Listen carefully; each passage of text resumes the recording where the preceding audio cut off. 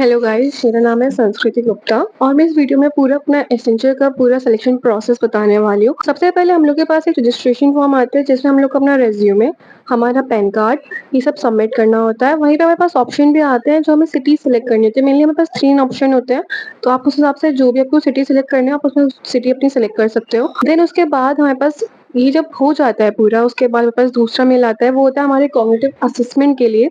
ये जो हमारा कॉग्निटिव असेसमेंट है वो किस दिन हो रहा है, उसकी टाइमिंग वगैरह क्या है, उसका हमारे पास मेल आता है। तो कॉग्निटिव असेसमेंट में मेन क्वेश्चन रहता है लोगों का कि उसमें कितने पार्ट होते हैं। तो इसमें पहली बात, मैथ तो होती नहीं है। 3 पार्ट होते हैं हमारे कॉग्निटिव असेसमेंट के। पहला होता है एब्स्ट्रैक्ट रीजनिंग, दूसरा लॉजिकल रीजनिंग और तीसरा होता है वर्बल एबिलिटी। पर इसमें ऑप्शनल में हमारे पास एक होता है टेक्निकल असेसमेंट। वो लोग बोलते हैं कि ऑप्शनल होता है, आप लोग से करे ना करे कोई फर्क नहीं पड़ता, पर इससे फर्क पड़ता है तो आपको टेक्निकल असेसमेंट कर लीजिए। पर हाँ, टेक्निकल असेसमेंट के मार्क्स से कोई फर्क नहीं पड़ता है, ये चीज बिल्कुल सही है। क्योंकि टेक्निकल असेसमेंट जो करना था या नहीं करना था ये चीज मैंने भी डिसाइड नहीं की थी, पर मैंने कुछ पढ़ा ही नहीं था टेक्निकल असेसमेंट के लिए।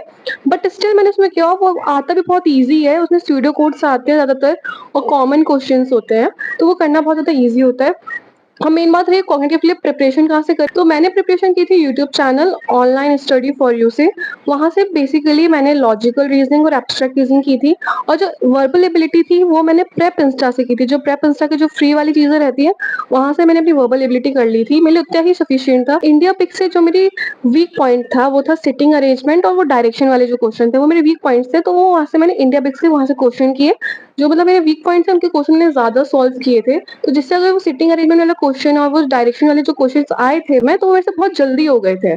तो मैंने इन तीनों साइड से ही वहां से पढ़ा है। राउंड कंप्लीट होता है कॉग्निटिव राउंड, तो उसके बाद बारी आती है कम्युनिकेशन राउंड की। कम्युनिकेशन राउंड में 5 या 6 पार्ट्स होते हैं। पहले क्या होता है, वो कुछ बोलेंगे, हमें सुनना है और वो हमें सेम टू सेम रिपीट भी करना है।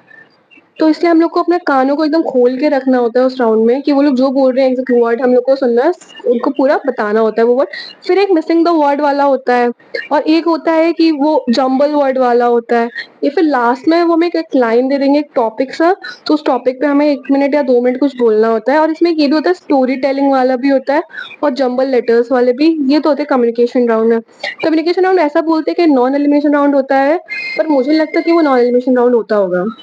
इसके बाद फिर हमारे पास मेल आती है कि अब हमारा इंटरव्यू है। इंटरव्यू के लिए हम लोग अपना स्लॉट सिलेक्ट कर सकते हैं और मैंने तो कॉलेज से अपना इंटरव्यू दिया था। इंटरव्यू भी वर्चुअल होता है। तो इंटरव्यू के लिए मैं बहुत ज़्यादा परेशान हो गई थी कि मैं कौन से क्वेश्चन करूँ, मैं कहाँ से इंटरव्यू के लिए पहले अपना introduction was the main thing. मैं इंट्रोडक्शन कहाँ से अपना प्रिपेयर करूँ, मैंने कैसे तो भी करके इंटरव्यू के लिए प्रिपेयर किया। यूट्यूब पे बहुत सारी वीडियो देखी, एचआर क्वेश्चंस ढूँढे बहुत सारे। आप लोग को चिंता करने की कोई ज़रूरत नहीं है, मैं डिस्क्रिप्शन कमेंट को पिन कर दूँगी, मैं पूरा उसमें आपको दे दूँगी सारे क्वेश्चन जो मैंने निकाले थे एचआर क्वेश्चंस, और इंट्रोडक्शन का फॉर्मेट भी मैं कमेंट पे पिन कर दूँगी, तो उससे आपको कोई प्रॉब्लम नहीं होगी। तो उसके बाद मैंने सब किया और जब मेरा इंटरव्यू का टाइम आया तो मैं वहाँ पे बैठी हुई थी और इंटरव्यूज़ हमेशा लेट आते हैं। मेरा टाइम था 3 बजे का, इंटरव्यू मेरा 4 बजे हुआ क्योंकि वो लेट हो गए थे और मैं वहाँ पे बैठी हुई थी। मेनली हम लोग का पेशेंस बहुत अच्छे से चेक होता है, हम लोगों का पेशेंस। तो हमारा पेशेंस चेक हो रहा था और मैं वहाँ पे बैठी हुई थी, मुझे बैठी हुई थी और मेरा इंटरव्यू 4 बजे आए थे, जो कि काफ़ी ज़्यादा मेरे लिए टायरिंग हो गया था क्योंकि नर्वसनेस होती है हमेशा इंटरव्यू से पहले कि क्या पूछा जाएगा। वो भी पहला इंटरव्यू था, भले ही वर्चुअल हो, पहला इंटरव्यू था, तो मैंने फटाफट लॉगिन कर लिया था वहाँ पे। अब मेन दिक्कत ये होती है कि उन लोगों की तरफ से आवाज़ बहुत आती है, तो हम लोग को समझ में ही नहीं आता पहले तो वो बोल क्या रहे हैं। और मेरे साथ तो ये चीज़ हुई थी, जब से इंटरव्यू आया था मैं तैयार होके बैठी थी कि भाई वो बोलेंगे उससे पहले ही मैं अपना इंट्रोडक्शन दे दूँगी, good morning, thank you for giving me this opportunity. पर बूम! उन्होंने मुझसे जो क्वेश्चन पूछा वो बहुत अजीब था, जिसमें मैंने प्रिपेयर भी नहीं किया था। मैंने 50 जो भी एचआर क्वेश्चंस निकाले थे, उनमें वो क्वेश्चन था ही नहीं। उन्होंने मुझसे पूछा था, tell me about your college history. College history!